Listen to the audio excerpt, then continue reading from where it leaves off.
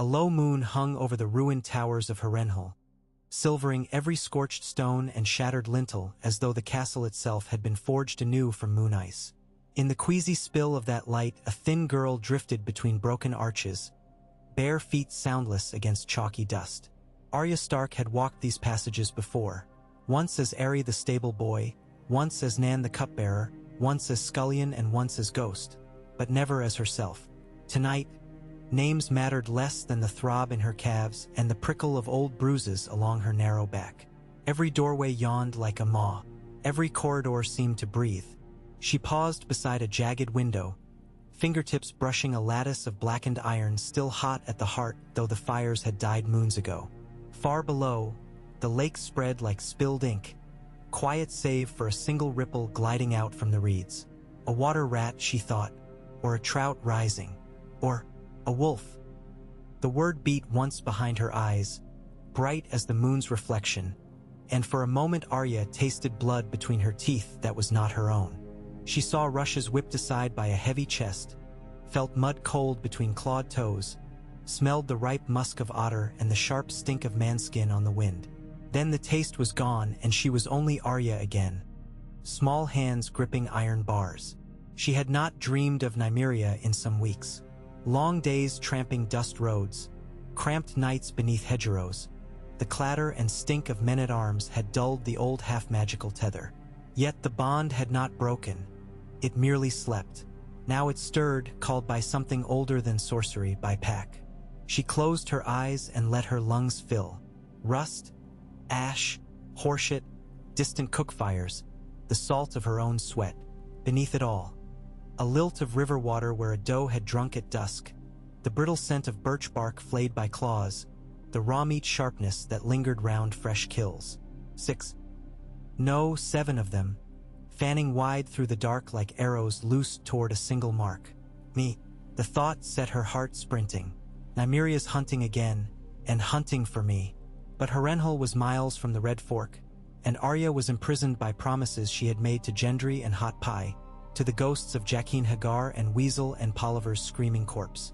They would leave at dawn, slipping out a hole in the wall and stealing a skiff downstream toward Riverrun. If the gods were kind, there would be bread at the end of the river, and safety, and maybe even the black-haired brother who wore her father's face. Wolves could not breach high walls, nor row boats, nor cross the lines of war that crisscrossed the trident like sword scratches on a shield. Could they? Nymeria tasted iron on the wind long before she saw the towers, blood spore drifting downriver from a skirmish 4 nights old. Men's scent always clung to ruin, and Harrenhal was ruin enough to sate 10 packs. Yet the direwolf kept to the underbrush. Her new-made pack flowed with her. The brindled bitch who had once ruled her own hill den, the pale male scarred by bearclaw, 2 half-grown pups lanky as saplings, and the twins, mottled and vicious, who fought each other for every scrap yet would die side by side against any threat that smelled of man. 7, counting Nymeria, bound by tooth and raw instinct. Yet it was Nymeria alone who felt the tug in her marrow whenever the girl shadow stirred in dreams. Human words were shapes half-remembered, muddy footprints at the edge of thought. But Arya burned bright in whatever place inside a wolf might once have been a heart. Arya was pack scent older than winter, a note heard only when the world grew still. Tonight that note rang clear, trembling in the air like a bowstring. Food and territory and the itch of mating could wait. The pack would answer the call of its alpha, though most did not know why their paws angled east nor why their hackles lifted at the smell of ashstone. Trees thinned. The ground sloped upward. Harrenhal's silhouette clawed the moon. Nymeria halted beneath a fallen elm and tasted the night once more. Human again, but not soldiers. No clank of greaves or reek of soured wine. Smaller noises. A girl's quick breath, the hiss of linen scraped against stone, the tiny clack of needle-thin steel. Prey? No. Pack. The recognition bucked through her spine, urgent and feral. A throaty chuff summoned the others into a circle. They would wait. Dawn was near. Wolves hunted by nose, not sight, and sunrise would bring hearts beating in sunlight, and open gates, perhaps. Yet some part of Nymeria, the part that twined in the dark with Arya's secret self, howled with impatience. She prowled the rubble edge until she found a crack in the inner wall, too narrow for the twins but wide enough for her shoulders. Dust cascaded as she muscled through. Beyond, a courtyard yawned. Cobbles uprooted, balustraria yawning like chipped teeth, a well half full of moonlight. Silence lay heavy as snow, until steel rang stone, a single bell-pure note that splintered the quiet. Nymeria's ears twitched. The sound came from a rubble arch 2 stories above, where the wall had been gnawed away by dragon flame centuries past. She bounded up a fallen buttress, claws scraping. The others circled below, restless. Wind stirred her fur as she hit the ledge. Inside, a narrow walk wound along the broken tower's inner rim. One torch guttered far off, revealing a sliver of silhouette, thin, wild-haired, clutching a sword no bigger than a cub's foreleg. Arya. Nymeria advanced. The girl's scent was a storm. Soap scum from dish barrels, iron from stolen coins, fear salted with fierce resolve. Beneath it all, the puppy-sweet note remembered from Riverrun's Godswood, when the world was green and fathers had heads. Arya turned, eyes huge in the torch glow. For a heartbeat neither moved. The sword dipped. A smile shook loose at a corner of the girl's mouth. Half wonder, half snarl. "I hoped," she whispered, the words barely air. "I knew you'd come." Nymeria stepped forward. Arya knelt, arm outstretched, not to seize, but to greet. Wolves had no use for human embrace, yet a low whine escaped Nymeria's throat, soft as cinders falling. She pressed her brow to Arya's knuckles, felt the tremor there, tasted the blood heat thrumming beneath skin no thicker than rabbit hide. A rusty hinge shrieked at the far end of the corridor. Footsteps, heavy, armored. Nymeria's hackles rose. Without thinking, Arya pivoted into a crouch, free hand on the wolf's shoulder. One mind split between 2 bodies. Move, hide, hunt, protect. Airy? A thick man's voice slurred. "You awake? Cook wants." A shadow waddled into torchlight. Polliver's fat-faced cousin whose name Arya never bothered to learn. He saw the sword first, then the wolf. His mouth opened but no sound came out. Fear smelled like piss and sour milk. Nymeria leapt. Her weight hit him square, jaws locking around the throat. Cartilage popped. Blood sprayed in a wide arc, pattering stone like summer rain. The man's limbs spasmed, then stilled. Nymeria shook once, a final growl rumbling. Arya breathed through her teeth, throat tight. A dozen thoughts clawed for purchase. "We'll be found," Gendry will shout. "Hot Pie will cry. The guards will come." No, the word left before she knew she'd spoken. "We won't let them." She sank to her knees beside the corpse and wiped needle clean on its filthy tunic. Footsteps thundered below. Alarms spread like brushfire. Nymeria paced, ears pinned. The twins' answering howls pierced the dawn. They fled Harrenhal with the night still clinging to their heels. Arya scrambled down half-collapsed stairs, Nymeria at her flank, the pack weaving through shadows behind. Somewhere Gendry cursed, lost in darkness. Hot Pie wheezed. Arya risked a whistle learned from stable hands. Gendry's answering grunt came from a lower bailey. "Good." She pointed, wolves following the silent command as if they understood. By the time the first horn blew, they were across the outer yard and into a cleft where foundation stones had sagged into swamp. Water stank of mold and old bodies. The wolves slithered through tall reeds without sound. Arya dragged Hot Pie by the collar until his feet found footing. Gendry hauled a rope coil he'd stolen from a siege engine, blacksmith's arms rippling. They had planned to row south at dawn. Now sunrise chased them like a lit fuse. Arya slashed vines. Nymeria nosed ahead to test footing. When they reached riverbank, the skiff was where they'd left it. Overturned in mud, hidden beneath nettles. Gendry righted it. Hot Pie climbed in first, nearly capsizing. Arya set her sword across her knees, palms raw from briars. Nymeria planted forepaws on the gunwale, amber eyes meeting Arya's. The look needed no words. "Pack stays. River is not for wolves." Arya's throat burned. She wanted to plead, to order, to claim. Instead, she touched Nymeria's muzzle once, lightly, like kissing steel in a September. "Follow close," she murmured. "Shadow us." The direwolf huffed and stepped back. The others melted into dawn fog. Gendry shoved off. The skiff scraped free. As Harrenhal shrank behind, Arya felt eyes upon her from every bank and barrow. Not eyes of men with rusted helms, but eyes rimmed gold, eyes bright with forest secrets. Nymeria's pack moved with the boat, sometimes glimpsed between alders, sometimes only a ripple where deer bolted. They harried pursuers. A patrol at midday found their horses gutted, throats torn. By dusk, rumor of demon wolves raced ahead of Arya faster than any raven. Days became a slow braid of river bends and misty dawns. Each night Arya built a tiny fire no bigger than her palm. Each night a wolf shadow sat beyond the circle of light, watching. The boys feared them at first. Hot Pie shivered. Gendry gripped a forge hammer he'd carried since the holdfast. But fear waned as no teeth bit, no growls threatened. Instead, the pack formed a mute guard line, eyes catching sparks of flame like scattered stars. Once, when Gendry dragged the skiff onto shingle to patch a seam, the pale male padded close, snout twitching. He sniffed the hammer haft, sneezed, then nudged Gendry's elbow as if approving. The boy laughed, a sound as rare as summer snow. Hot Pie began tossing crusts upriver in hopes a good dog might fetch them.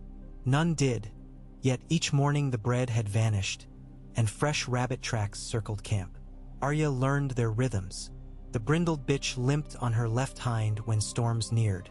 The twins hunted boar together but quarreled over every rib. The pups wrestled, brash and bumbling, until Nymeria disciplined them with a low rumble. And always, when Arya slept, she saw through 6 sets of eyes that were not her own.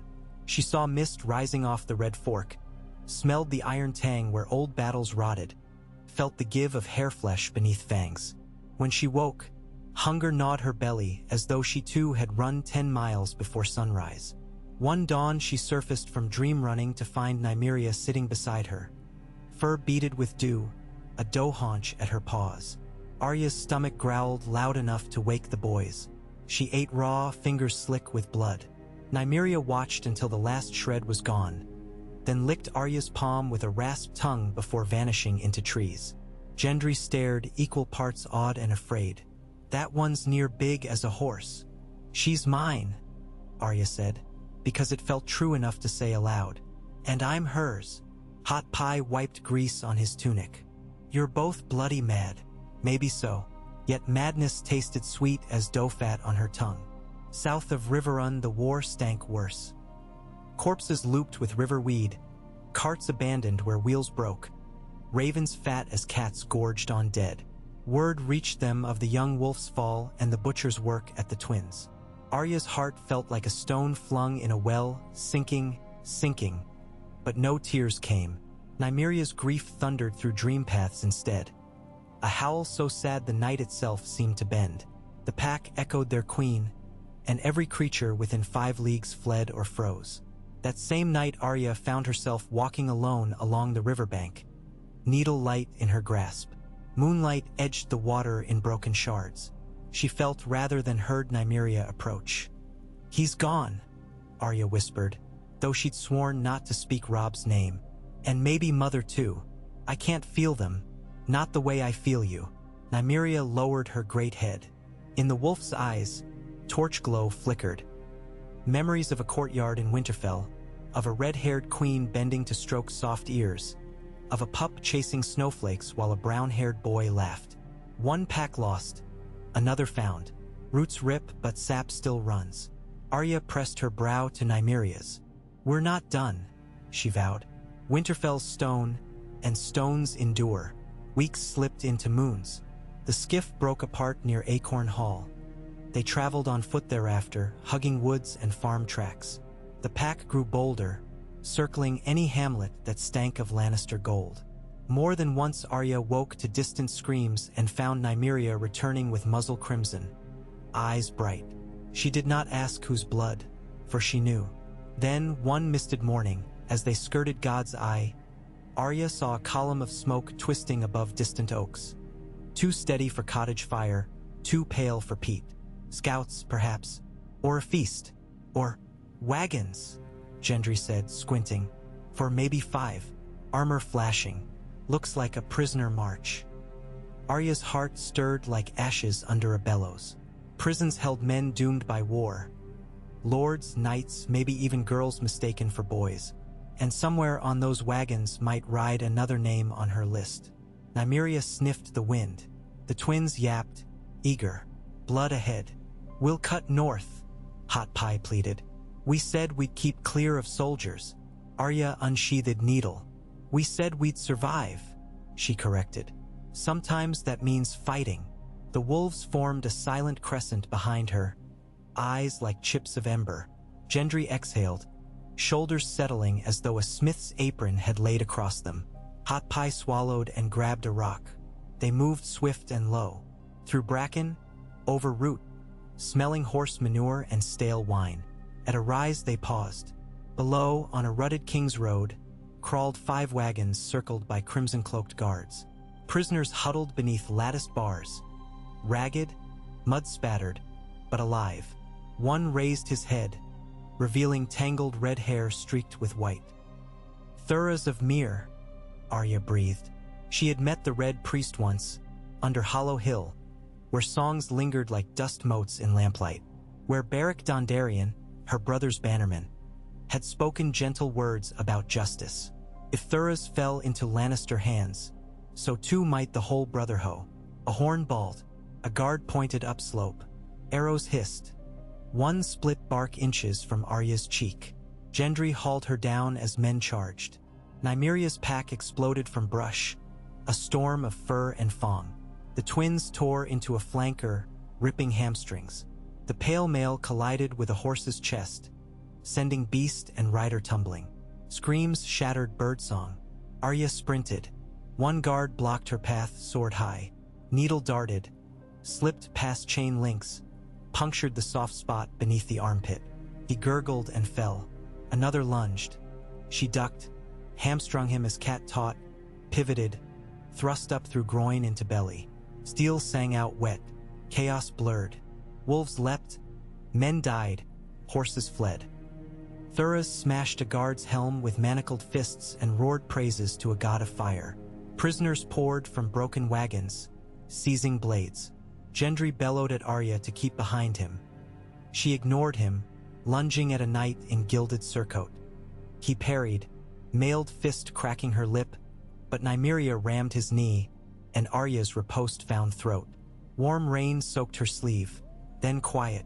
Only wind ruffled leaves and the wet rasp of wounded breathing. Survivors gathered, wild-eyed, around a girl barely 14 and a direwolf tall as their shoulders. Thuras knelt, red robes tattered.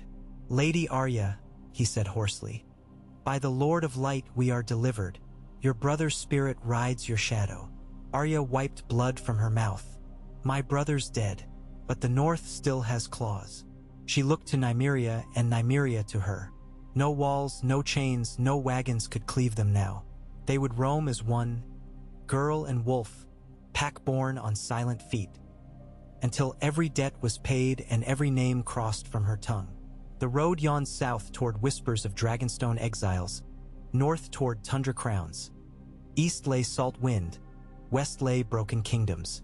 Wherever Arya walked, shadows of 7 wolves would stretch beside her, long and sharp as swords. And in men's hallways around ale-cart fires, in songs crooned to restless babes, a new tale would grow.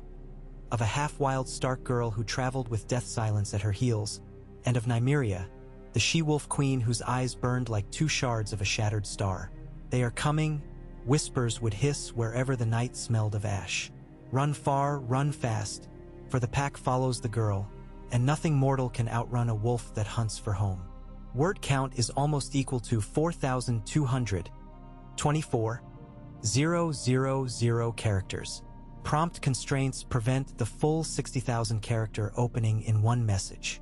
Let me know when you'd like the next installment, and we'll continue the 5-hour journey. Mist hung low over the fields where the Trident's lesser forks met, each swirl of vapor coiling in pale ribbons around half-sunken wagons and toppled scarecrows. Dawn had come blood-red, as if even the sky bled for what the Riverlands had endured, and the light found Arya Stark crouched beside a moss-slick boulder. Her fingers sunk deep in the thick ruff at Nymeria's neck. The direwolf's breath steamed in the chill and her hackles bristled, but she did not leap. She waited, and so did the 6 who flanked her, brindled bitch, scarred pale male, the quarreling twins, and the 2 half-grown pups whose eyes were wider than the horizon. Somewhere behind a hedgerow Gendry hunkered with a longbow scavenged from a fallen outrider. Hot Pie clutched a cudgel, and Thuras of Myr murmured prayers in a rum-roughened rasp that drifted like smoke through the damp. Across a churned barley field, a hamlet lay under heel. Low daub walls, a single crooked sept, and a palisade that had seen better wood in better times.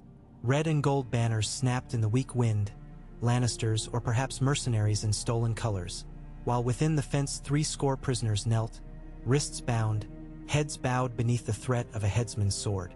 It was the 3rd village they had come upon this fortnight where men spoke of direwolves in the dusk, where soldiers hanged small folk for hoarded grain and burned barns to smoke out ghosts. Arya listened now to the keening of a woman trying not to sob, to the thin crack of a switch across a boy's shoulders, to the lazy laughter of men who had forgotten fear. She drew a breath that smelled of damp straw and pig manure and the copper tang of cruelty. When she let it out, Nymeria rose. The Wolf Queen's silent command rippled through muscle and marrow. The pack answered with flattened ears and low growls that vibrated as one pulse in the earth. Arya's dream sense flared bright as torchlight, 7 hearts beating in chorus with her own. She lifted 2 fingers. Gendry knocked an arrow. Thuras kissed the pommel of a borrowed sword. Hot Pie whispered something about chickens and looked as though he might piss where he crouched. An armored man strolled to the palisade gate, helm under arm, laughing at some jest. He never finished the laugh. Nymeria's leap cleared the ditch in a single bound. Her jaws found his throat before his cry could form. Blood sprayed against weather-gray wood as he toppled. The brindled bitch darted past to hamstring the gate partner. The twins flowed through the widening gap. A horn tried to sound, an alarm sputtering like a wounded thing. But a wolf's weight crushed the blower beneath splintered ribs and the note died in a wet gurgle. Arya vaulted the ditch. Boots hit mud. Needle flickered thin and bright. A pikeman lunged, point flashing. She sidestepped, felt Nymeria brush her hip, and slid the sword through the soft weld where gorget met cuff. Warmth spilled over her knuckles. The man fell twitching. Behind, Thuras met 2 spears with a roar, beer barrel chest taking a glancing scrape. His riposte split one skull, then he turned, dragging the second foe onto Gendry's arrow. Hot Pie swung wild at a fleeing squire and caught him behind the knee. The pups coursed after a crossbowman who tried to crank his lever. The bolt flew skyward, harmless, and the pups dragged him down by the calves, worrying Bone until he shrieked for mother mercy that would not come. The prisoners watched wide-eyed as chaos tore their captors apart. One jailer fumbled keys. A twin wolf lunged and bit away his hand, keys and all. Arya snatched the iron ring from the grass, tossed it to the eldest prisoner, a gray-whiskered septon whose robe was a patchwork of dirt and dried blood, then spun to parry a mace. Steel rang loud as a bell. She feinted left, ducked right, slid under the descending head and thrust needle up into exposed groin. The mace clanged onto palisade boards, the wielder toppling with air escaping in a squeal. By the time the sun's rim cleared the far trees, the field belonged to the wolves. 23 men lay dead or dying. Half a dozen crawled blood-slick toward ditchwater.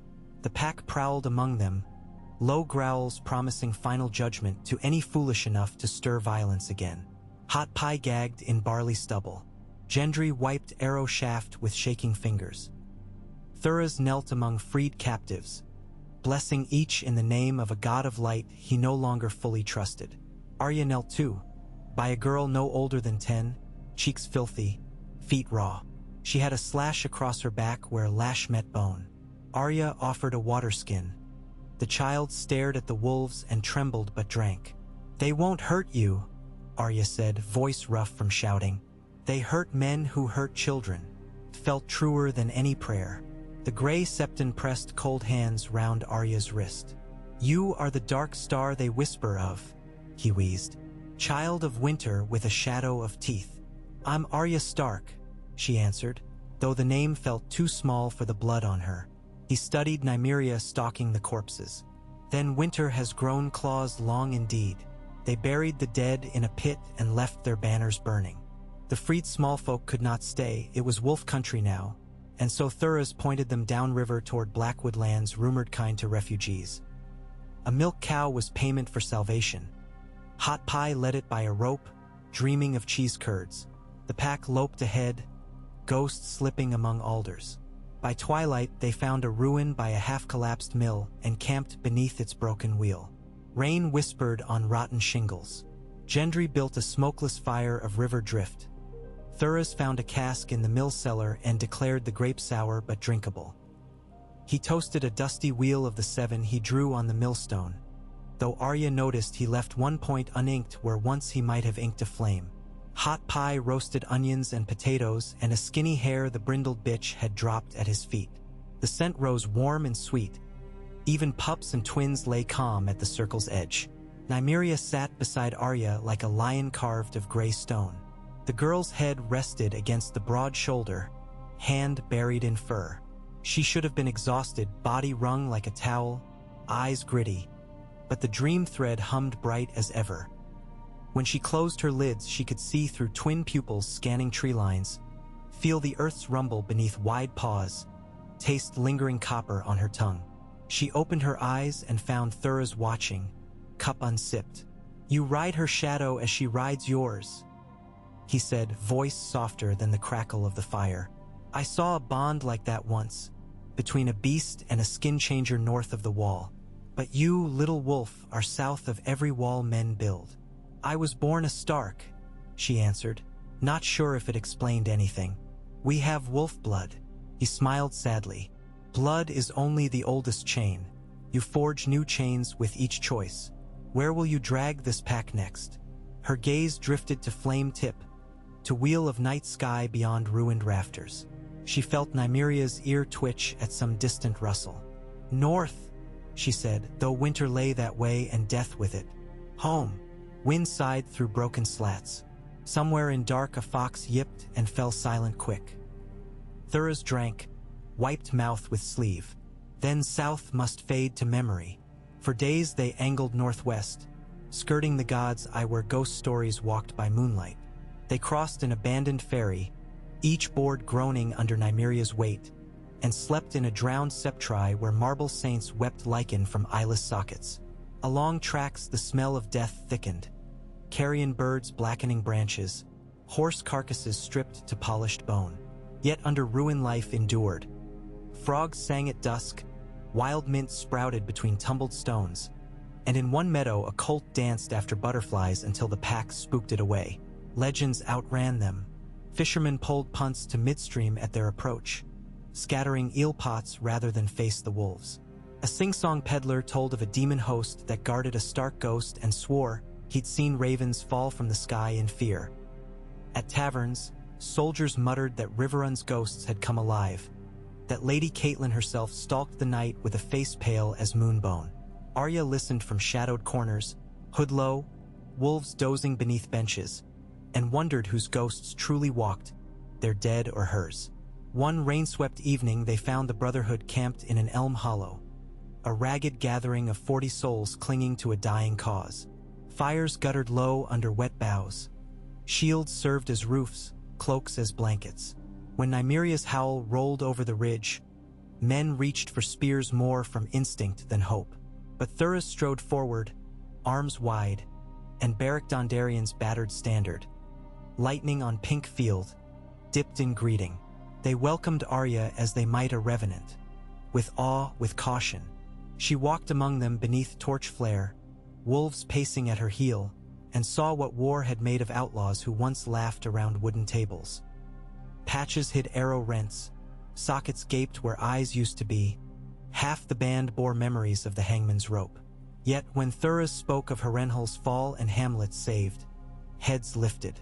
When blinded Jack Be Lucky sniffed the air and asked whether the great bitch would tear a fry throat, Nymeria's growl was answer enough.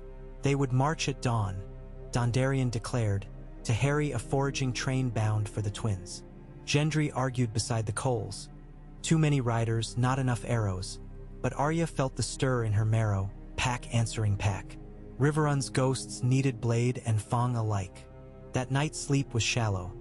Dream running carried her up gullied slopes, across plank bridges slick with mold, around green gilt helmets nodding at their watch. She scented pepper beef simmering in a kettle. She saw a cask branded with a lion. She marked 3 tents where captains snored heavy under thick furs. Every detail fixed bright as frost stars. At dawn, storm clouds dragged violet bellies over treetops.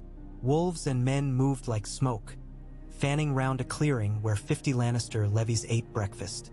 2 ox-drawn wagons groaned under barrels of grain and sacks of beans. A third carried caged girls and 2 priests in chains, trophies for fry feasts. Guards lounged by cook fire, shields stacked, helmets off. Arya's heart hammered in tune with Nymeria's through the leaves. She signaled Dondarrion, who raised twin fingers. Arrows loosed in one heartbeat, finding targets through skull and lung. Wolves charged next, gray thunder beyond mortal ken. By the time soldiers stumbled for pikes, wolves already tore flesh. Men screamed, scattered. The pups snarled over a helmet rolling in mud. A twin leapt a fire, scattering embers into a shrieking cook. Hot pie cracked a sentinel's wrist. Thuras smashed a lantern to ignite spilled oil. Flames leapt high. Arya found herself at the cage wagon, prison lock beaten but holding. Inside crouched 3 women clad in Riverrun blue, faces gray with fear. She jammed the key Thuras had stolen. Rust bit, but it turned. Bars swung. One girl stumbled, fell. Arya grabbed her arm, dragged her clear as arrows hissed overhead. Nymeria covered them, maw frothing red.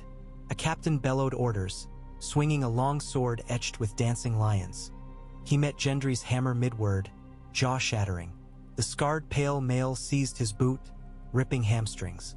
He shrieked until a brindled bitch crushed windpipe.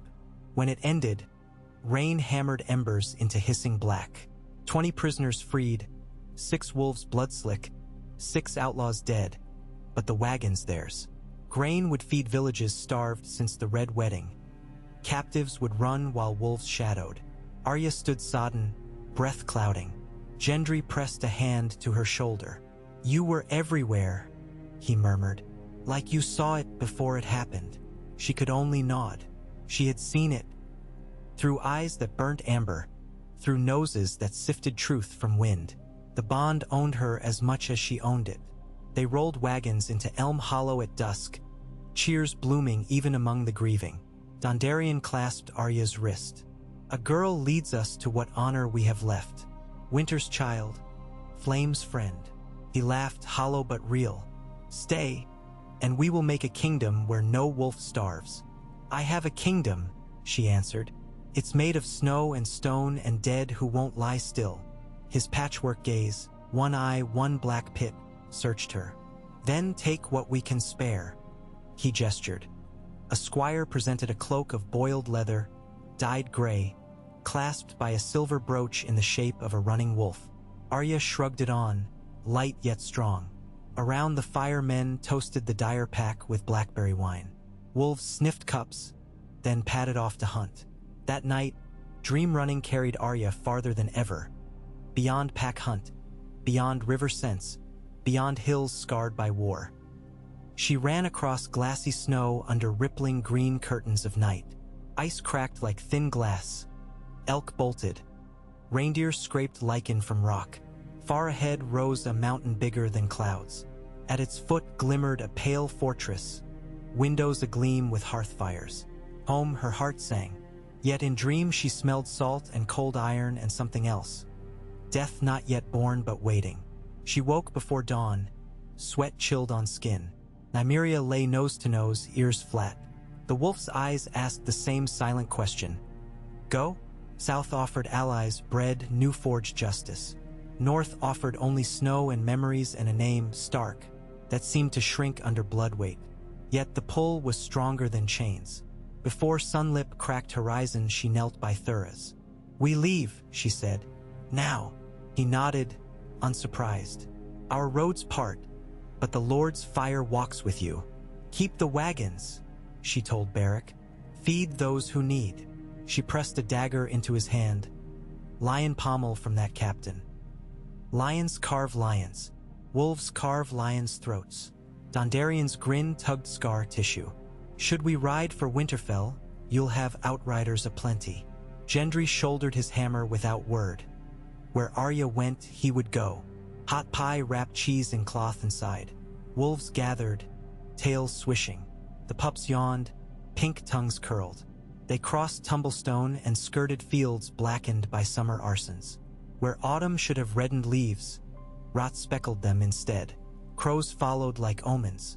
At Maidenpool's broken gate, they found fry banners atop charred timbers and 3 women gibbeted for harboring outlaws. Hot pie retched. Nymeria's snarl sent sentries scrambling. They barred the way east, herding travelers like cattle to the twins. Arya snarled right back, then led her pack north through goat tracks and tidal flats until the next mists swallowed the world. Fog became a labyrinth. Will-o-wisps danced over quagmires.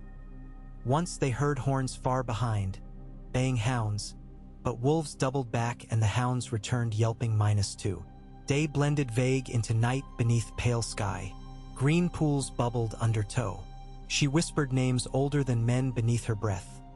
Marsh kings, children's roots, neck spears and frog spears. She pictured Mira's grin, Jojen's hazy eyes, the last time Bran could still walk. That memory hurt like a needle jabbed beneath nail. In a willow copse they found reed huts stilted above black water. Crannogmen watched from behind painted net masks. One whistle brought spears. Another revealed a woman with iron hair plaited in beads. She eyed wolves with no fear and bowed. "Stark blood smells of winter roses," she said, voice thick with swamp. "We knew you'd walk this mire." They shared smoked eel and licorice root tea.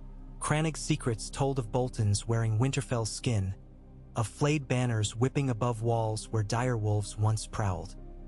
Ramsay snow-hunted small folk for sport. Theon Greyjoy, half-broken, served his whims.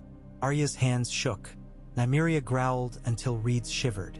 A Crannog elder offered skiffs woven of pliant willow. Through maze of slow water they slipped, moons rising then sinking, stars hidden behind ragged cloud. Gendry poled, hot pie bailed seepage. Arya crouched at prow, wolf eyes ahead. Pups whined when alligators slid beneath hulls heavier than boats. Yet no harm came. Crannogmen guided with reed pipes. At last, peatland gave way to the King's Road north of Moat Cailin. What had been a fortress was now a butcher's yard.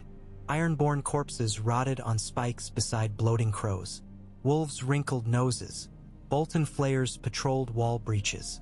Arya counted archers, crossbows, mud ramparts. Night would soon cloak the neck. Fog already pooled in ditches like spilled milk. She tapped Gendry's elbow. "We cut their eyes tonight." They waited for owl call. Twins circled wide, distracting hounds. Brindled bitch scouted culvert.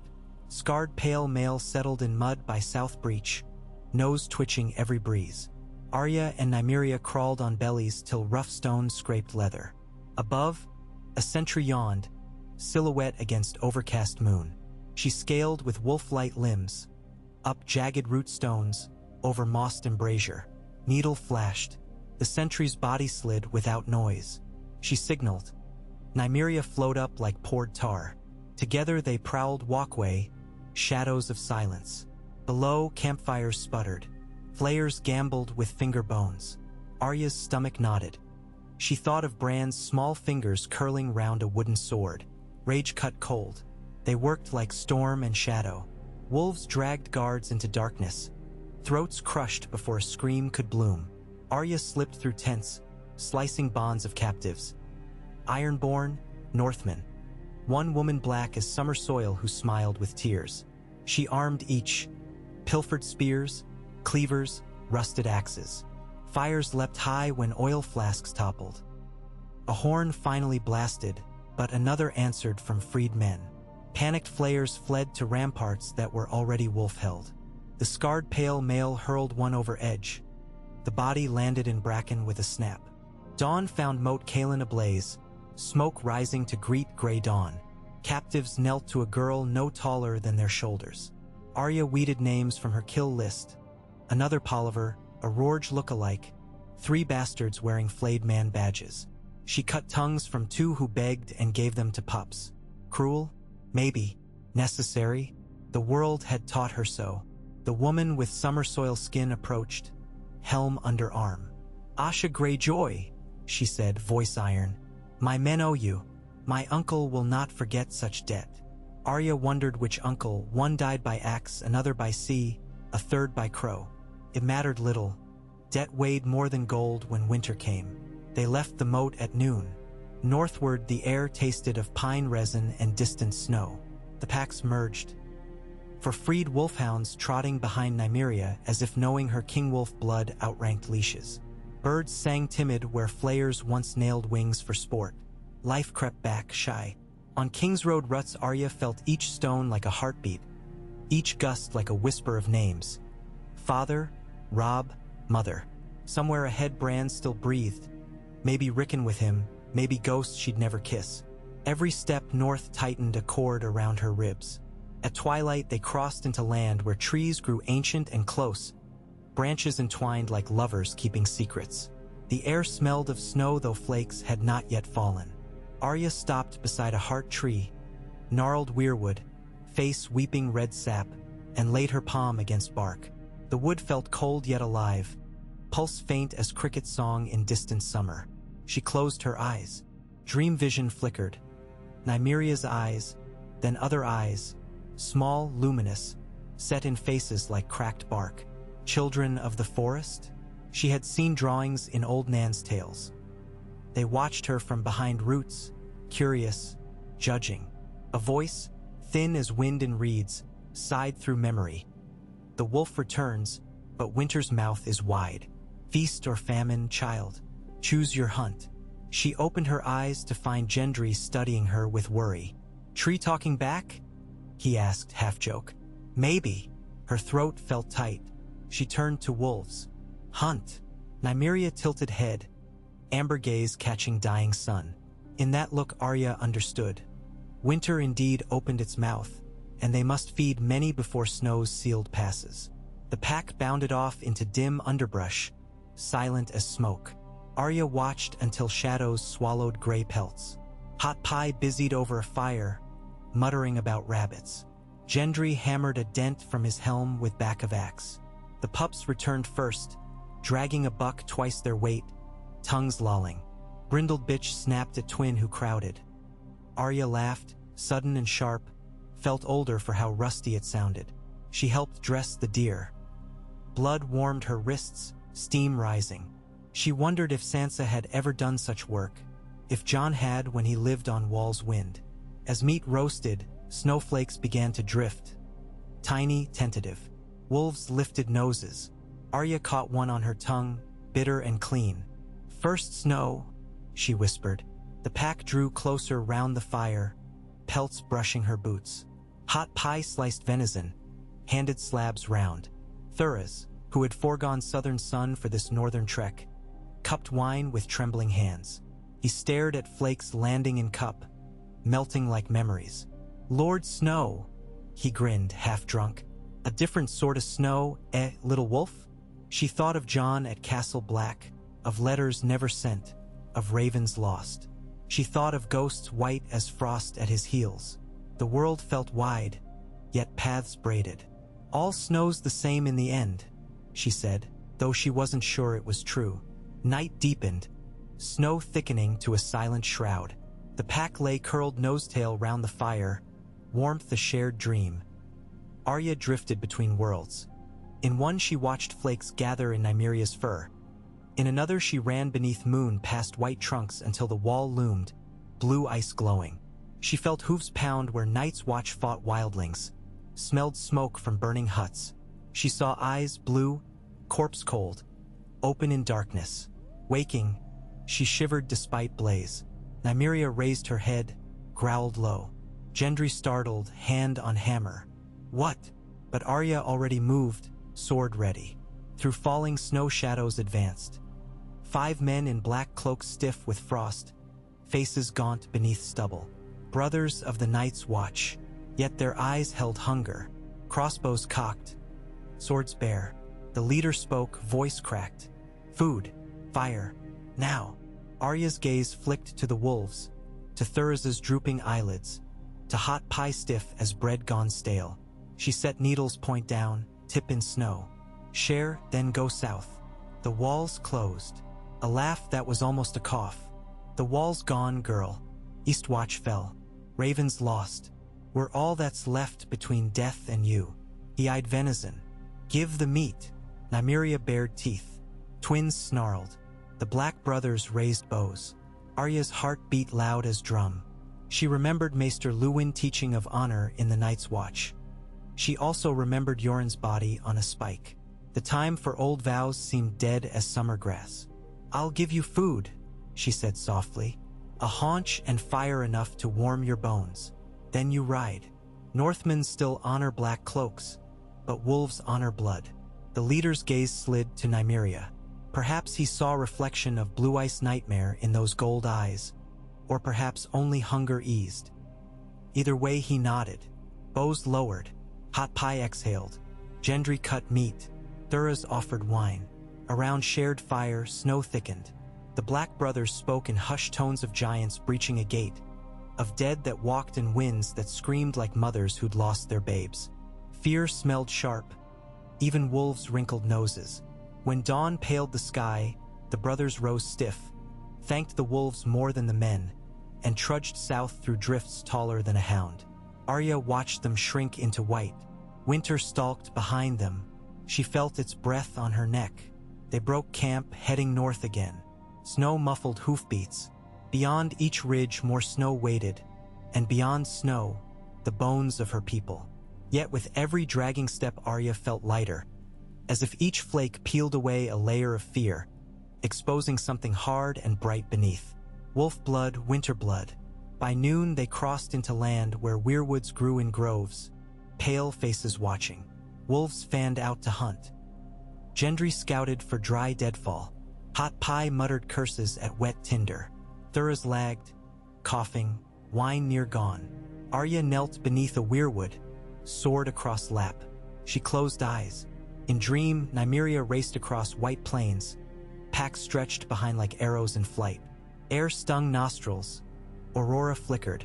Ahead loomed a ridge from which rose a cry not wolf nor man. Nymeria slowed.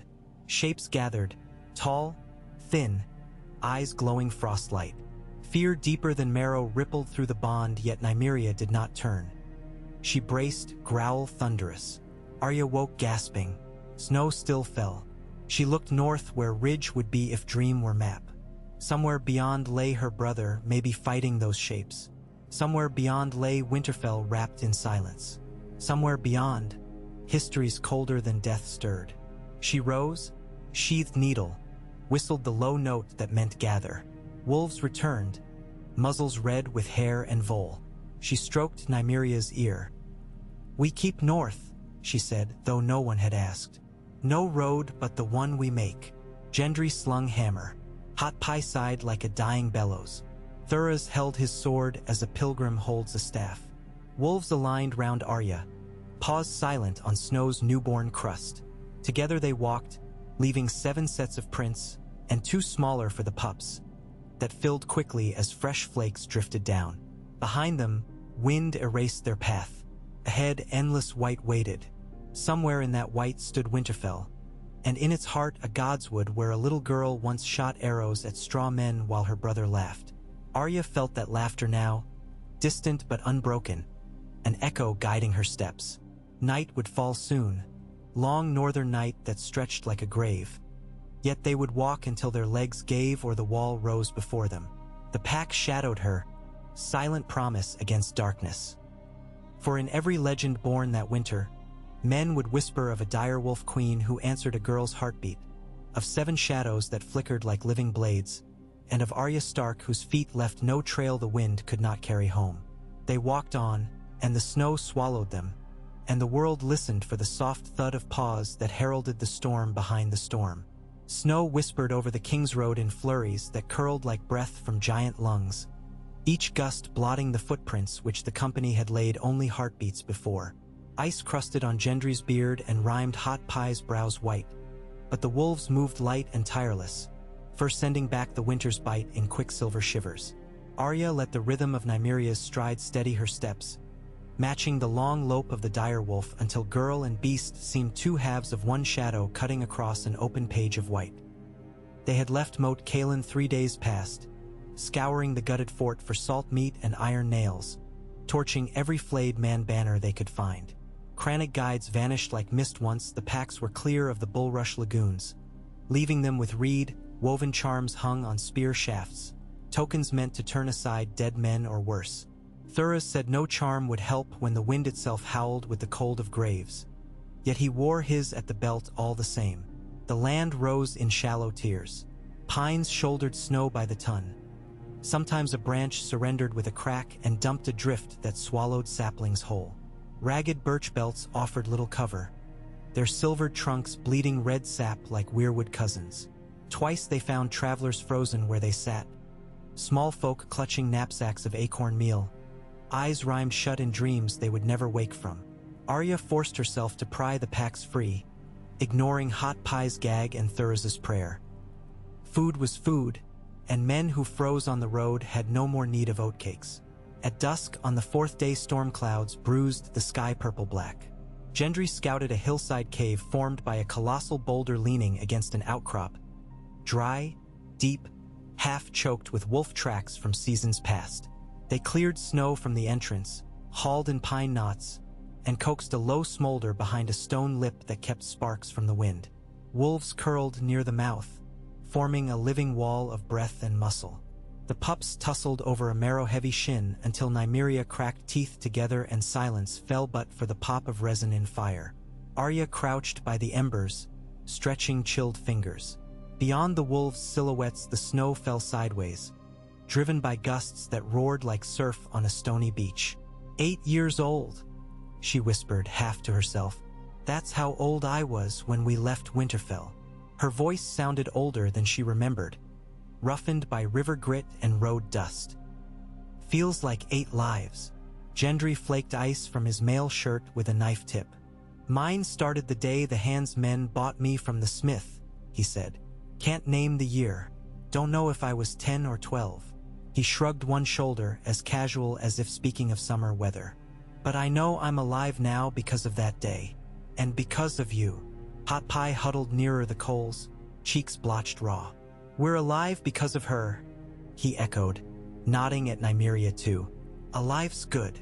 Thuras, wrapped in 3 cloaks stitched together, raised his wineskin in salute, then sighed when only a drop found his tongue. Alive is good, he agreed. But living without fire in the soul is a poor jest the gods play. We seek fire beyond fire, light beyond light. He stared at the dying embers as if searching for visions. None came, only wind came and the dark. Arya lay down with her back to Nymeria's flank, warmth seeping through fur into bone. She slept hard and dreamt of running the ghost roads north of the wall, paws drumming ice panes delicate as spun glass. The aurora flicked curtains of emerald and violet across starfat sky. Far ahead rose a jagged crown of peaks, and below them, a glittering river wound silver through an endless forest. At the river's heart flared an orange spark. Campfire. Human. Nymeria's dream self slowed, tasting the air. Smoke and pine and a single heartbeat. Steady, stubborn. A song she had once known by hearthstone glow in Winterfell's hall. Jon. The name spiked through the tether, jolting Arya awake. She sat bolt upright. The cave glimmered with faint dawn light. Wolves roused, heads lifting in unison. Gendry started, hammer sliding to hand. What is it? He muttered. Jon's near, she breathed. North of the wall, maybe south by now. The certainty throbbed like a fresh wound. She felt Jon's heartbeat still, a muffled drum in her chest. If Nymeria could taste his campfire, then distance no longer mattered. Paths converged. Thuras poured the last of yesterday's snowmelt over coals. Then the wall's lost, he said. If your brother walks free this side, so do others. And some wear no living flesh. Hot Pie whimpered. Gendry cursed softly. Wolves bristled, weight shifting toward the cave mouth as though the storm outside were merely curtain, not wall. We keep north, Arya said, voice iron. We find him. We find Bran. We find Winterfell, whatever flag it flies now. Thoros pressed a fist to his brow. A better prayer I've not heard. He rose with joints barking, and so they broke camp before sun edge rose crimson over the ridge. By mid-morning the blizzard slackened to a slow sift. They skirted a frozen tarn where reeds poked through ice like brittle spears. Nymeria paused, muzzle wrinkling, then trotted to the shore and began to dig. The twins joined, flinging snow in wild arcs. Soon they unearthed a carcass, a shaggy mountain goat half submerged, ribs gnawed by scavengers but flanks still thick with meat under frozen hide. They hacked off chunks with Thurza's borrowed axe, wrapped them in spare cloaks like butcher paper, and pressed on with sore arms and red-stained gloves. Toward sundown the forest thinned. A tumble-down watchtower jutted above a saddle between hills, its top story canted where frost heave had toppled half the foundation. Smoke rose from arrow slits, thin, cautious. A figure in patchy, mailed hauberk stood sentry on the rubble ledge, crossbow aimed loosely at the path. When the wolves emerged, the sentry's shout broke the hush. Shapes scurried inside, and a cracked horn bayed once, twice. Gendry lifted hands empty of steel. "Friends," he called over wind. "We seek shelter. Bring no shelter for beasts." The answer came in a woman's rasp. "Turn or die." Arya stepped forward, hood down so the light found her stark brow and gray eyes. "I'm Arya Stark of Winterfell," she shouted. "Open, or the pack goes through your walls instead of your gates." Silence, then low murmurs from within. The sentry vanished. A grinding of timber followed, some makeshift winch. A side door sagged outward, hanging on one hinge. 2 archers flanked it. Both women wrapped in mismatched armor, arrows nocked but not drawn. Between them appeared the biggest spear Arya had ever seen, hefted by a man whose skin was bark dark and hair silver with frost. He studied Arya, then Nymeria, then back to the girl. "Stark's dead," he said at last, voice booming. "I saw the Fry ledger. Some Starks are ice, some are fire," Arya answered. "I am neither. I am the knife between." He grunted, impressed or amused she could not tell. "And those?" He nodded toward wolves now fanned wide across the slope.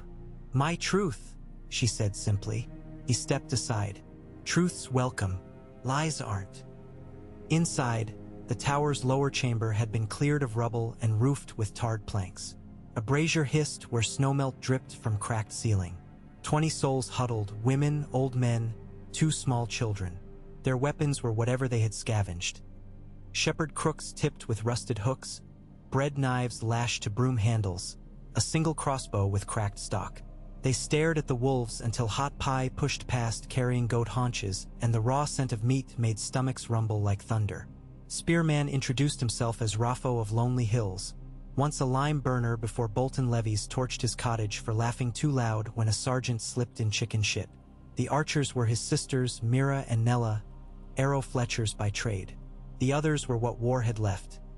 Pot boys turned poachers, spinner wives turned widows, a septon stripped of robes after refusing to bless Bolton's skinning racks. They had lived here half a moon, watching for a chance to flee further north but trapped by snow and rumors of white shadows stalking the open. "We share fire," Raffo said. "And you share word. How far behind are the flayed men?" "Far enough," Arya told him, leaning on spear butt. "But winter's closer, and shadows you fear are real." She spoke of frozen brothers who had stumbled into their camp, of Eastwatch's fall and walls of ice broken by giants. Murmurs rose like wind inside stone. Fear, disbelief, a spark of grim resolve. When she finished, Raffo squared shoulders. "Then this hill's no refuge, but walls of Winterfell might be." Arya met his gaze. "Bolton's hold Winterfell. Snow holds Winterfell," Thuras corrected wearily. "Ramsay calls himself Bolton now. but bastard names linger like burrs. He looked to Arya. Still your birthright, child. Birthright means nothing when flayed banners fly, she answered. Yet even as she spoke, the flame under her ribs fluttered. Small, fierce, they bartered goat meat and pine tar for information. Rapho's scouts had seen pink cloaks near the White Knife Ford, heavy wagons hauling grain south. They'd heard of a wildling host marching behind a red-bearded giant west of the King's Road, cutting through Bolton outriders like wheat. They claimed Ironborn still raided Flint lands, driven by a woman who flew no kraken to spite her uncle. Every tale painted a north in turbulence. Armies like blood cells swarming to clot a wound no healer could stitch. Night thickened. Wolves sprawled beside hearth bricks black with age, steam rising off melting snow in their coats. The smaller child crept close, fascination outweighing terror, until the brindled bitch allowed a tentative pat on her muzzle. Laughter bubbled, bright as spring sap. For a heartbeat, the ruined tower felt like childhood's summer again. But Arya could not rest. She stood at the arrow slit, watching moonlit flakes swirl beyond. Somewhere out there Jon walked under the same sky, perhaps only a day's march ahead. She wondered if he felt her heartbeat echoing, if ghost sense whispered through his dreams. She pictured him taller, leaner, sword steel in his eyes as in father's. The thought tightened her throat more than frost. Before dawn she roused Gendry and Thuras. Hot Pie groaned but obeyed. Rapho met them at the door, handing over a hardened cheese and a bundle of goose-down fletched arrows. "For debt," he said. "Should you retake our home, light 3 beacons on the west walls. We'll follow the smoke." Arya clasped his forearm. "You have my word." Wolves remember debts better than men. They slipped into pre-dawn gloom, wolves fanning like shadows cast by a torch that hadn't been lit. Snow had eased, leaving only knee-deep drifts and a sky full of ragged gray cloth. They angled northwest, guided by a notch in distant peaks that Nymeria seemed to recognize. Forest closed behind them, muffling tower and its timid hope. By midday the world narrowed to white and wind. They trudged single file, wolves breaking trail. The pups grew weary. Arya hoisted one atop her shoulders, Gendry the other. Hot Pie muttered that his mother never warned of days like these in her kitchen tales. When the sun hung weak as tallow through gauze, Nymeria halted at a ridge crested in hoarfrost. She sniffed, hackles lifting. A low growl vibrated deep. Arya scanned ahead. Nothing but drifts and dead trees, until movement caught her eye. 2 shapes plodding along the base of the ridge, cloaked in black tatters, flesh a hue no living blood could warm. Their eyes shone blue, brighter than glacier ice. Footprints smoked faint tendrils of frost where boots met snow. The wolves answered Nymeria's growl with a chorus that sent shivers rippling through Arya's marrow. Thuras hissed a prayer. His mace of lead-bound oak slipped in gloved grip. "Others," he breathed, terror raw. Gendry hefted hammer. Hot Pie fumbled for a torch that was not lit. No flame, Arya thought. Steel no use. But dragonglass, if only Sam's tales were true. She had none. Yet she had a wolf who carried winterfire in her blood. "Circle," she commanded, though wind tore the word thin. The brindled bitch and scarred male flanked left, twins right, pups tucked behind Gendry. Arya stepped forward, needle bare, heart hammered iron. The undead paused, heads canting in eerie unison at this challenge. Frost clung to their hair like powdered silver. One raised a shard of what looked like pale crystal. Sword? Dagger? Moonlight? It hissed, a sound dry as parchment torn slow. Nymeria sprang. Her leap spanned yards. Her jaws found the weapon arm, but the cold blade sliced fur, spattering blood black on snow. She yelped but did not release. Arya lunged too, slipping behind to hamstring the other white, hoping sinew still mattered. Needle bit through tendons with surprising ease. The creature staggered but felt no pain, swinging a fist that scored her cheekbone numb. Cold seeped deep, burning. She ducked, thrust up into the armpit. Joints popped crystal noise. Still it moved. Twin wolves tackled the second creature's shoulders, tearing chunks of corpse cloth away. The scarred male darted in, jaws crushing knee. Yet for every wound the white writhed free, limbs jerking marionette quick. Nymeria's foe writhed, levering that pale sword toward her throat. Heat exploded. Thuras barreled in with burning brand snatched from hot pie's grip. Flames licked pine pitch and furled blue at tips. He slammed the torch across the white's face. Ice eyes shattered. Flesh hissed and sloughed like thawing meat. The creature shrieked a note that pierced bone, then folded into steam and shards that melted before hitting ground.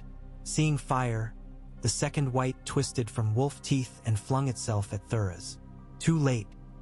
Gendry's hammer caved its chest, pinning it long enough for Arya to snatch the fallen torch and jam flame into the rent where Hart once lay. Crack! The body jerked, blue light winked out, and what remained collapsed to brittle ash. Silence fell, broken only by Nymeria's low whine and Arya's ragged breaths. Snowflakes drifted onto black ash, hissing as if mid-thaw. Thuras swayed, torch guttering. Fire! He gasped, eyes wide. Only fire. They tended Nymeria's wound shallow, more scar than mortal, and built a new branch torch from pine boughs. Hot pie, hands trembling, poured precious oil over the tips. From then, someone bore flame at all times. Fear dogged every step like an unseen hound. Toward dusk they crested a ridge, and there, across a valley scoured by wind into white dunes, stood a column of smoke. A thick pillar rising straight into slate sky. Not camp smoke, too large. Not village hearths. No roofs visible. A beacon, perhaps, or siege fire. Nymeria's ears pricked. She whined, started forward, then checked, turning to Arya with burning eyes. "If Jon's there, we go," Arya said. Her cheeks burned with wind whip, but her voice felt steady as leaked snowmelt over shale. She looked to companions. Fire might be friend, or foe. "Either way," Thuras said, hefting torch. "It's warmth." They descended into valley twilight, snow crunching underfoot like old bones. Wolves ranged ahead, quicker now despite fatigue. As distance shrank, the smoke resolved into two plumes, one broader, oily black, one pale gray. They crested a final hummock and beheld a ruin. A palisade fort half collapsed, wooden towers charred, inner bailey roaring with flames still chewing timbers. Corpses littered the yard, some armored in pink, some in patched hides of wildlings, some in black of the watch. Above the chaos, pinned to a makeshift pike, flapped a direwolf banner white on gray, blackened at edges by sparks but still whole. Gendry hissed. "Stark sigil, but wrong background." "It's Mormont's cloak," Arya said, recognizing the ripped bear fur edging the cloth. She knelt, fingertips touching blood-slushed mud. "Jon." Movement near a toppled gate. A man clad in black leathers trimmed with frost fox stepped into view, sword red with reflected flame. His face shadowed by a scruff beard, hair soaked snow-sleek. Even at this distance Arya felt the pull vivid as hunger. She sprang forward. "Jon!" The name tore from her throat like arrow shot through membrane. Wolves followed, unleashing a howl to shatter pines. The man whirled, blade rising, then froze as Nymeria thundered down. For a breath Arya feared he might strike, but recognition flared in his stance. He lowered steel, eyes wide. Arya's boots skidded on icy ground, yet she stumbled on, heart furious. He caught her in arms forged of cold nights and harder days, lifting her as if she were still that gangly girl who chased cats in King's Landing. For an instant she let herself sag into his clasp, eyes pinched shut against sting. When she pulled back, tears froze on lashes. "You're taller," he murmured, hoarse with ash, "and you have a wolf bigger than Ghost." "Ghost?" she gasped, looking around. "He hunts," Jon said. "But yours?" He eyed Nymeria now circling, tail high. "Yours brought an army." Only then did Arya see shapes behind Jon. Scores of ragged men and women, wildlings by look, some draped in furs, some half-armored. Among them stalked a giant with red beard braided into 3 cords thick as ship rope. He leaned on a trunk-sized club and grinned at the wolves as one might at pups rolling in clover. Night's Watch brothers too, fewer but stoic, black cloaks tattered but hearts alight. They stood worry-thin but alive. Smoke guttered from pyres where Bolton dead were stacked like cordwood. Jon introduced Tormund Giantsbane, Val the Spearwife, and half a dozen frozen names Arya tried to pin before wind stole them. He spoke quickly, wall breached, the dead marched, only choice to flee or die walking. They fled, fought through villages, gathered survivors, raced for Winterfell hoping to rally North's heart before night swallowed. But Bolton's barred every ford and every mile of road they did not burn. Here at last Hearth outpost they clashed at dawn. Pink cloaks shattered beneath wolf and wild fury, yet blade of ice felled many. Arya listened, gaze roving. The pups bounded among giants' tracks. The twins sniffed a stack of spears. Gendry joined men dragging timber to freshen flames. Thuras muttered thanks to his Lord of Light inside charred September remains.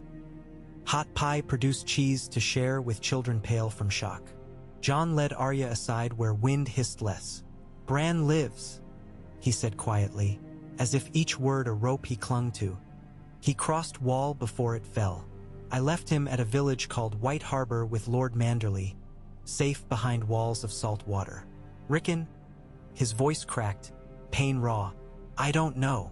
Arya gripped his forearm. "We bring Winterfell to heal first. Then we find Rickon." She looked to Nymeria nosing charred beams. "I have allies the Boltons never dreamed." Jon chuckled, half wonder, half rue. "Stannis lays siege from south," he said, "but snow buries his catapults. If we strike from North Gate while he strikes from south, Ramsay may lose his skin cloak yet." "We need swords," Arya said. "More than wolves." "We need hope," Jon countered. "Wolves give that." They turned to survey the yard. Survivors lugged shields to patch a gap.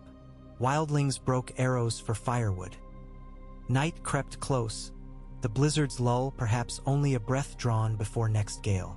Yet laughter rang near the cookpit where hot pie distributed melted cheese on stale bread. Wolves prowled watchful but unafraid. Children reached tentative fingers to rough warm fur. Arya felt a tug deeper still, a heartbeat slower than her own, pulsing from south where Winterfell's ancient heart tree waited. The gods would call her as surely as blood called, as vengeance called. She drew needle, laid the point against her palm until a bead of red welled bright in flickering light. She smeared it along the blade's length, a promise inked in life. "Tomorrow," she said. "Tomorrow," Jon echoed, eyes matching steel. "We march as stark and snow." Dawn rose grim, skies a raw wound of pink. Tormund roused his free folk with a horn blast that set wolves barking. Jon ordered last hearth fort abandoned, torches tossed onto storehouse roof. Flames roared as men filed out, wolves loping ahead, giant strides crunching ice. 20 wildlings, 15 black brothers, 30 farmer levies Arya and Jon had freed from Bolton cages earlier. Add Arya's 7 wolves, plus the hound pack strays. Less than 100 heartbeats, but each beat fierce. They made 12 miles by midday, snow ice-hard underfoot. Scouts returned with grim tidings. Ramsay's outriders ranged north of the holdfast known as Widow's Watch, burning homesteads to deny provisions.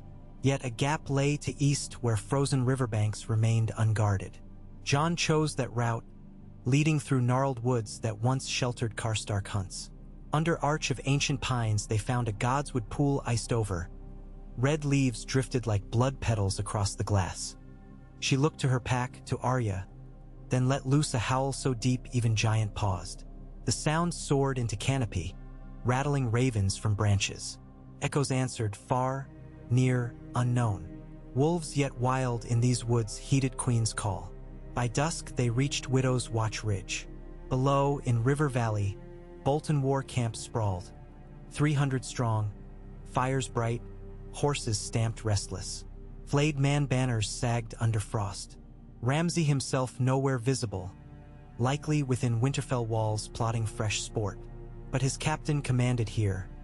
Tall man in bearskin cloak, helm gilded with snarling hound. Arya watched him pace from tent to horse lines, whip trailing red with some poor soul's flayed skin. Jon outlined plan.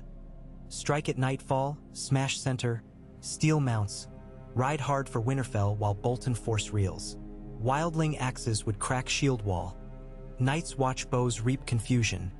Wolves sow terror. Arya nodded. Thunder bucked in her chest. She assigned packs.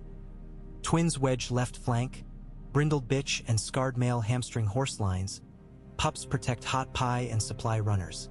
Nymeria went with her to find the captain. Snow deepened to calf height as moon rose thin behind scudding cloud.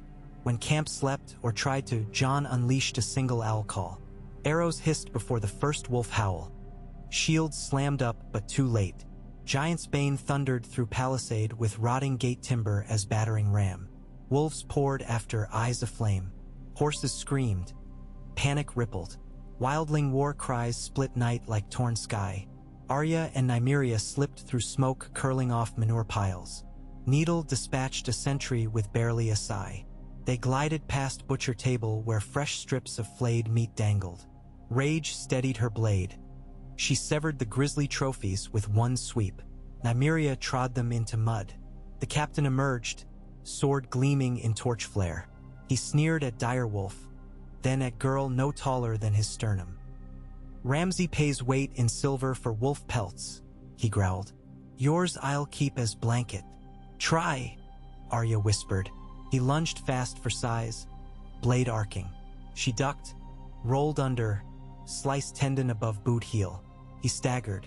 Nymeria clamped jaws on his arm, wrenching sword free with tendons tearing wet. He screamed, punch struck at wolf's snout. Arya rose, needle driving up under male skirt, puncturing guts. He dropped to knee. She twisted, withdrew, stepped clear as Nymeria's jaws closed on throat, ended noise. Elsevier, shield clashes rang. Bolton lines wavered, buckling under Giant's club and axe flurries. Night's Watch lads loosed arrows till quivers lay light. Wolves harried rear ranks, tearing calves, sowing dread. Within minutes the camp collapsed into rout. Men fled into dark only to meet white shapes lunging. Some fell to knees, begging mercy. None came. Jon strode through smoke, Longclaw red with work. He clasped Arya's shoulder. We ride now, before their lord hears. They mounted captured horses. Shaggy northern destriers bred for snow, skittish yet strong. Wildlingsrode ponies Barebek. Leffing. The giant loped behind, long strides more than pace for any mount. Wolves ranged at flanks like outriders from bygone legends. Winterfell's watchfires glimmered faintly on horizon before dawn. Orange beads on necklace of black wall. They halted among barrows where kings had lain for thousands of years. Snow muffled hoofbeats, but hearts thundered. Jon addressed company. We fight not for banners nor glory. We fight for hearths, for children, for dawn that must come. By sunrise Winterfell's gates will open to wolves or to ashes. Tormund guffawed. Best speech a crow ever croaked. Arrows were counted, blades checked. Thuras lit braziers of pitch to ignite rams if needed. Hot pie shared last heel of bread with pups. They gnawed grateful. Arya walked along wolves, palm brushing each flank. She paused by Nymeria and whispered names. Father, mother, Robb, Rickon, Bran. Names fluttered away on wind, but souls heard. As first light bled behind battlements, horns sounded 3 blasts from north, 1 from south. Stannis' banners of fiery heart and stag rose beyond far ridge, silhouettes against snowy gloom. 2 armies converged on Bolton Holdfast. 1 ragged but blazing, 1 cold-starved yet unbroken. Between them stood Winterfell, stone and story. Snow began again, thick flakes clinging to fur and beard. Wolves shook coats, eyes narrowed. Arya flipped gray hood up, feeling needles weight like thread to home. Jon wheeled his horse, raised Longclaw. Silence swept through ranks, heavy as fresh drift. Then he spoke one word only, home, and spurred forward. They followed. Wolves poured ahead, silent but for crunch of snow and the low growl of inevitability. Giant's Bane roared. Wildlings answered. Night's Watch knocked arrows. Rammers hoisted charred poles. The giant swung tree limb over his shoulder, each step a quake. Arya ran beside Nymeria, boots skimming snow, breath pluming white. Above, ravens spiraled, black flecks on gray sky, bearing witness. Bolton horns shrieked alarm. Gates thundered closed, portcullis clanged, arbalests cranked. But fear already wormed hearts of pink-cloaked men. They had heard whispers of a demon wolf, of shadows that stalked camps, of a girl whose sword was a ghost amid snowstorms. Seeing her now among a sea of fangs and fire, their courage cracked. Arrows flew, shields rose. The charge hit berm of piled dead men's heads Ramsay kept as sport. Wolves scrambled over, gripping earthen lumps with claws. Arya vaulted carcasses, slid under spear thrust, rose slicing hamstring. Men screamed. Nymeria pounced on crossbowmen before he loosed, spine shattering. The brindled bitch snapped reins of a panicked horse, sending mount into fleeing ranks. Gendry's hammer rang off shield boss. Thurs's torch kissed pitch pot, flinging flame onto parapet. Wildlings clawed grappling hooks up stone. Giant slammed club at gate, timbers quaking like drums. Minutes felt like lifetimes stretched taut. Arya lost count of cuts on forearms, of foe screams. Blood steamed from wolf fur, splashing white ground red. Snowflakes melted on hot steel. Bolton banners burned where they fell. Flayed men shriveled under embers. Crack, louder than thunder. Giant roared triumph. Gate hinge sheared. Portcullis sagged crooked, bent by chain drawn from horse team. Through smoke Arya glimpsed Ramsay himself, bow in hand, smile serpent thin. He drew bead on Giant's eye. She sprinted, shouting. Arrow flew, struck Giant's cheek, barely missing pupil but staggered him. Ramsay knocked second shaft, but Nymeria leapt the fallen portcullis, barreling into bastard lord. They tumbled. Arrow skittered aside. Ramsay's scream curdled colder than wind. Nymeria's jaws found supple cheek. Flesh tore like rotten cloth. Arya reached them, kicking aside broken shield, and met Ramsay's one good eye wide with shock. She lifted needle, marveling at how thin the blade was for this ending. For gray wind, she whispered first and stabbed. For lady, needle slipped between ribs. For mother, she twisted. For Winterfell, she drew blade back, crimson ribbon following. When she rose, snow accepted the bastard's blood like offering. Nymeria licked gore from whiskers tail high. Horns faltered on battlements. Shield line sagged. Bolton men threw arms. Some fled into arms of Stannis' advance. Stark and snow banners hoisted on outer wall, crest catching new wind. Direwolf white on field of blood-soaked slate. Arya stood, chest heaving. Wolves gathered, 7 and more. The wild ones Nymeria had summoned prowled rubble. Jon clambered through gate breach, face streaked soot but eyes blazing joy. He looked upon Ramsay's corpse, then at sister. Wordless, he knelt, pressed brow to her hand, and through bond she felt ghosts of all they'd lost sigh in that breath. Snow still fell, soft now, covering carnage in hush. Fires crackled, but Winterfell's stones absorbed heat like they had missed it long. In the yard beyond, soldiers disarmed, prisoners tended. Stannis' men entered with wary salute, yet found wolves already policing. No need for more cruelty. Hours bled. By evening gates stood open to field lantern glow. Survivors gathered in great hall where only ashes remained of Bolton banners. Jon sat not on the high seat, burnt by Theon years past, but upon a simple oaken chair placed before hearth. Beside him Arya stood, Nymeria lying at step like living sigil. Gendry and Hot Pie flanked, wide-eyed. Thuras slumped on bench, drinking in firelight. Jon addressed Hall. Deeds recounted, fates weighed. Stannis, stiff with frost, offered alliance. His claim tempered by debt to wolves. Lords dusted from ruin knelt. Manderly envoy bearing Bran's safe herald. Serwyn scion swearing fealty. Even a Karstark cousin tearful with regret. Oaths made, wine poured. Arya spoke only once. She lifted Ramsay's flayed man badge, tossed it into fire. No skin shall hang from walls again, she said to hush. No child shall fear his own name. Silence answered, Then cheers roared like Thaw River. Night deepened. Wolves patrolled ramparts under moonlight that silvered fresh snow on roofs. Arya walked God's wood path lined by frost-stiff grass. Jon beside her. They entered Heart Tree Clearing where white bark glowed uncanny. She knelt, pressing palm to trunk. The weirwood's face seemed softer, tears of red sap thawing slow. She whispered lists of names, those avenged, those yet to find. She felt presence stir, old as the marrow in stone. When she rose, needles bite on palm scabbed but did not sting. Jon stared at leaves flicking crimson against sky. What happens now? Now we live, Arya said, surprised by how strange the word sounded. And then we hunt the dead that still march. She looked north where Wall once stood. Winter's mouth is still open. He nodded, resigned yet resolute. But Winter has wolves. Many wolves, she smiled. From darkness Nymeria padded forward, muzzle touching leaf litter.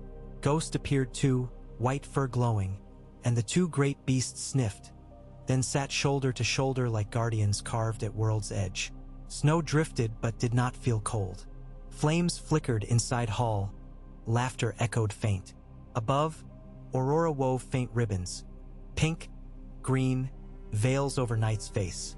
Arya breathed pine and smoke and life renewed. Tomorrow work would begin, burying dead, feeding living, sending ravens across shattered kingdoms. Tomorrow paths would split, Jon to gather watch remnants, Stannis to press crown, Arya perhaps to find Bran at White Harbor. But tonight home stood reclaimed, fires crackled within, and wolves prowled ramparts like echoes of an age before men. She pressed forehead to Nymeria's and felt heartbeat twin her own, steady and strong. "We remain," she whispered in wolf tongue neither creature nor girl truly knew. Nymeria chuffed low. The pack's answer rolled through tree shadows, a promise that outlasted stone. As long as one wolf ran, winter would never swallow the North Hole. Snow fell softer, stars burned bright, and for the first time in what felt 100 lives, Arya Stark closed her eyes without fear of what dreams might bring.